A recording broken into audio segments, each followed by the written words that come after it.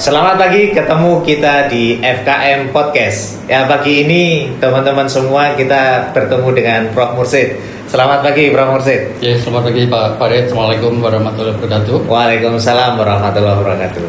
Ya. Nah, pagi ini kita akan ngobrol tentang zero waste, Prof. Ya, ini adalah gagasan dari Undip dan juga nanti kita akan melihat bagaimana peranan FKM di zero waste ini.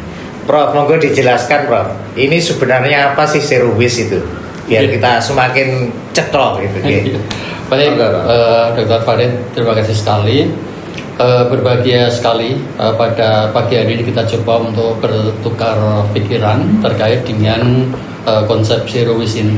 Ini adalah perhatian tingkat dunia, tingkat regional Asia maupun sampai Indonesia, lokal, provinsi sampai ke kota Semarang sekalipun ya.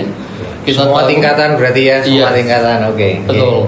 Artinya kalau yang mencuat sekarang ini itu adalah terkait dengan adanya statement bahwasanya pengelolaan sampah yang ada di Bekasi, Jakarta itu memberikan kontribusi gas rumah kaca nomor 2 sedunia.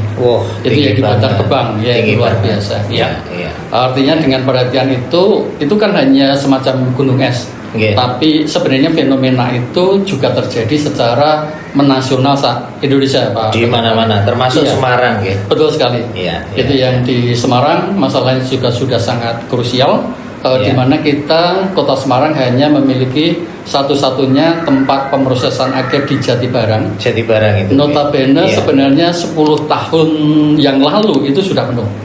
Dan ini dipaksakan untuk kemudian selalu dioperasionalkan. Kalau boleh tahu berapa produksinya ini? Sampahnya ini. Kalau untuk di Kota Semarang sendiri berkisar kalau dari dinas itu hanya sekitar 1.100-an. Kalau prediksi saya itu sampai 1.500-an ton per hari. Per hari. Betul sekali. 1.500 ton per hari. Itu perkiraan gitu. Betul sekali. Nah, teman-teman semua, tetapi itu menjadi keprihatinan kita, Prof. Dan kemudian ini Undip mempunyai gagasan zero waste.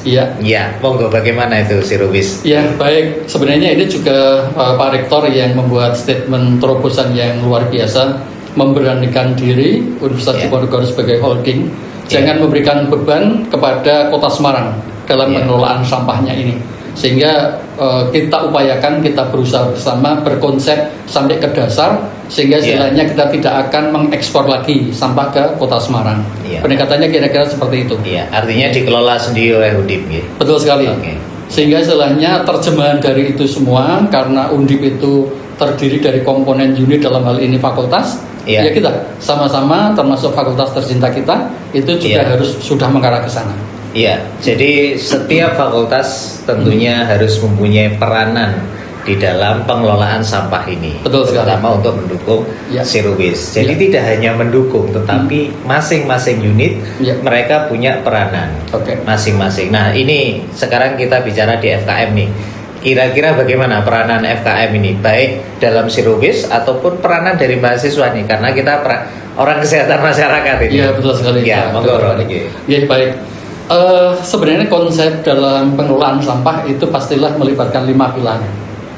Ada yang terkait dengan operasionalnya, ada terkait dengan institusi siapa yang harus mengelolanya, pembiayaannya, regulasinya, sama terkait dengan peran serta masyarakat dalam hal ini, mahasiswa dan kawan-kawan. Institusi jelas, kita itu adalah Fakultas Kesehatan Masyarakat. Yang kedua, regulasi, peraturan rektor sudah jelas. Kemudian nanti akan kita turunkan ke keputusan dekan terkait dengan kontribusi dari teman-teman. Pembiayaan jelas kami dukung dari setiap unit untuk pengadaan sarana prasarana. Termasuk kita sudah membuat unit komposternya yang ada di lapangan basket di belakang. Kita sudah punya ya? Sudah punya. Alhamdulillah. Kita sudah punya unit komposter. Terakhir itu adalah peran serta dari masyarakat. Masyarakat itu siapa? 90% sampah itu adalah berasal dari mahasiswa. Sehingga istilahnya, yuk karena jumlah mahasiswa besar, 90% ini kita wujudkan untuk mengelola sampahnya. Yang lain adalah dari tendik dan dosen sebagai figur percontohannya. Berarti peranan masyarakat dalam hal ini masyarakat kampus, ya istilah kerennya kan sivitas gitu. Betul sekali. Kita ngomongnya masyarakat kampus saja lah, supaya enak gitu ya supaya zero waste ini bisa kita terima dan kemudian kita laksanakan. Nah ini kita kira-kira punya strategi apa untuk teman-teman yang mahasiswa, dosen maupun teknik, Pak? Baik, Pak Farid. Kita sekarang ini posisinya beban terberat itu adalah ketika sampah itu bercampur baur menjadi satu kesatuan. Itu yang kita sebut sebagai end of pipe-nya. Tanpa tahu sumber, semuanya menyatu jadi satu. Jadi satu. Ini bersatu tapi malah jelek ya. Bisa bersatu tapi jelek. Nah ini sudah kita buktikan ketika semuanya menjadi satu, beban CS menjadi sangat berat. Artinya apa? Beban CS itu waktu kira-kira 1,5 jam hanya digunakan untuk melakukan pemilahan sampah. CS itu cleaning service. Betul sekali. Nah, 1,5 jam hanya untuk memilah. Artinya sebenarnya waktu 1,5 jam itu kalau pemilahannya itu sudah strict, baik, itu akan tergantikan untuk activity yang lain yang lebih efektif. Iya. Iya. Sehingga istilahnya konsep dasar kita adalah yuk kita melakukan pemilahan sampah dari hulu sampai ke hilirnya. Sehingga istilahnya begitu ditangani oleh CS, semuanya sudah terpilah dengan baik. Baik, begitu. Kita kan punya kantin ini, Prof. Betul. Apakah kantin-kantin kita itu sudah mendapatkan edukasi dan kemudian mereka sudah mulai? Ini kita mulai, teman-teman kita mulai. Oke. Baik, sama. Seluruh unit yang merasakan dirinya berkontributor untuk sampah di Fakultas Kesehatan Masyarakat itu nanti harus mengikuti alur yang sama untuk melakukan pemilahan sampah ini. Secara otomatis sarana prasarannya sudah kita siapkan, Pak Dr. Farid.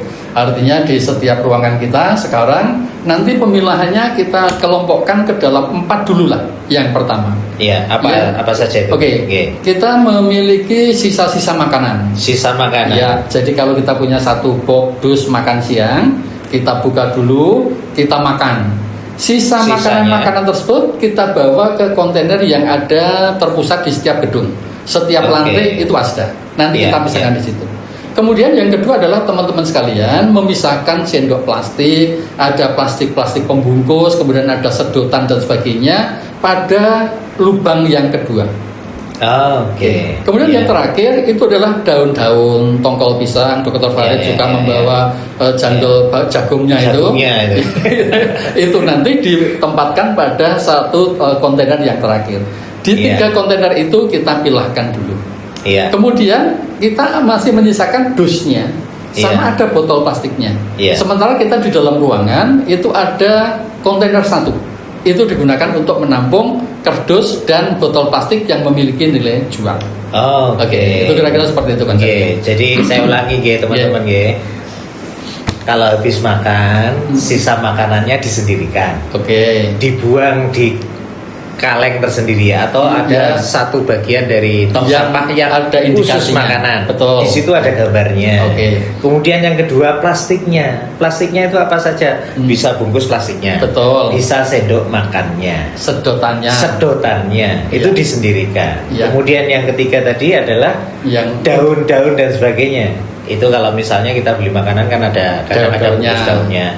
Itu ditaruh di tong tersendiri. Bukan tong tersendiri. Tongnya itu satu set itu 3 gitu. Betul sekali. Tongnya 3 lubang. Kemudian yang terakhir ini yang bernilai ekonomis. Betul sekali.